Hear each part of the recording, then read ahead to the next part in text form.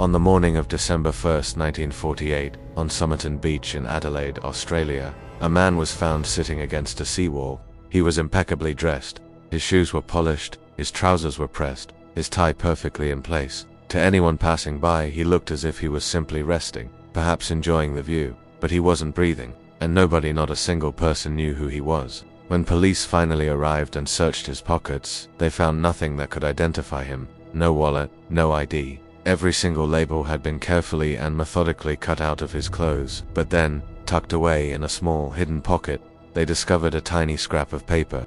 On it were just 2 words, Tamam Shud, an old Persian phrase meaning, "It is finished." The day began like any other on Somerton Beach. As the sun rose, beachgoers started their morning routines, but their attention was drawn to the man slumped against the seawall.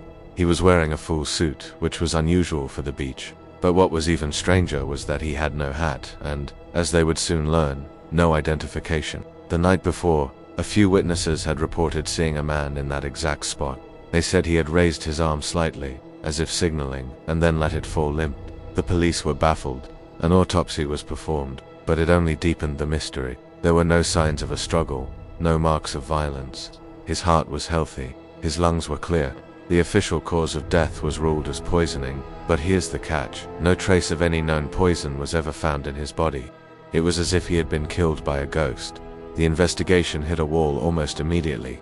The man's fingerprints and dental records were run through every database in Australia, but they matched no one.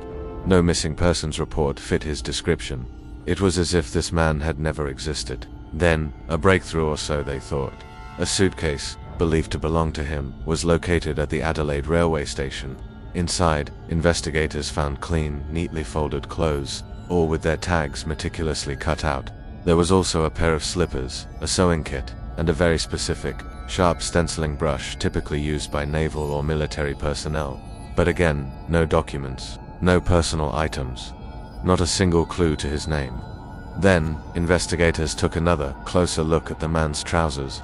That's when they found it a tiny, secret pocket, expertly sewn into the waistband, and inside was the scrap of paper that would define this case for decades. Tamam Shud. Police traced the words back to a very rare edition of a book of Persian poetry, the Rubaiyat of Omar Khayyam. The phrase was from the final page. With this new lead, the police launched a public appeal, desperately searching for the specific copy of the book that the scrap had been torn from.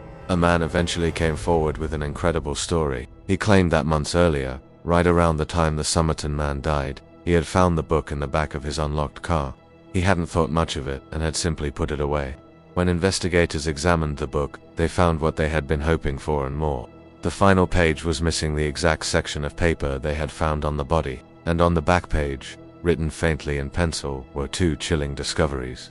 First, a series of seemingly random letters, arranged in a way that strongly suggested it was a cipher, a secret code, and second, a local phone number. That number led them straight to a woman, a nurse who lived nearby. When police showed her a plaster cast of the Somerton man's face, witnesses said she turned pale, almost as if she were about to faint. She looked utterly shocked, but when questioned, she denied knowing him, or at least, she refused to explain how she might know him.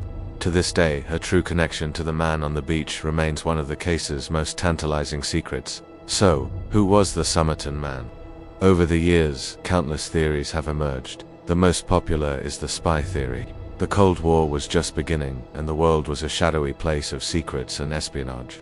Many believe the Somerton man was a spy, perhaps poisoned with a sophisticated, untraceable substance.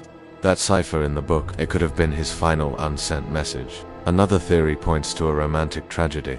Some suspect he came to Adelaide to see the nurse, who may have been a former lover. Faced with rejection or despair, perhaps he chose to end his own life on that lonely beach. "It is finished" would have been a tragically fitting final statement.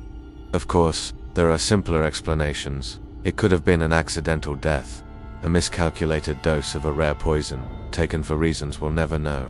And then there are the more far-fetched ideas, whispered in online forums and late-night discussions, involving conspiracies that stretch beyond our understanding. The odd placement of the body, the missing ID, and that mysterious book leave plenty of room for speculation. For over 70 years, the man on the beach had no name. He was a ghost, a riddle frozen in time. Then, in 2022, a breakthrough. using advanced DNA analysis on a single hair found trapped in the plaster cast. Researchers finally gave him a probable identity: Carl Charles Webb, an electrical engineer from Melbourne. But this answer only created more questions. If he was Carl Webb, why was he in Adelaide? Why was he using a false name? How did he die? And what, after all this time, does that cipher mean? The mystery is far from solved. The man may have a name, but his story remains an enigma. The final page still reads, Tamam Shud, it is finished. Thank you for joining me on this journey into one of history's most enduring mysteries. If you found this story as fascinating as I do, please hit that like button and subscribe for more whispers of the unknown. We'll see you in the next one.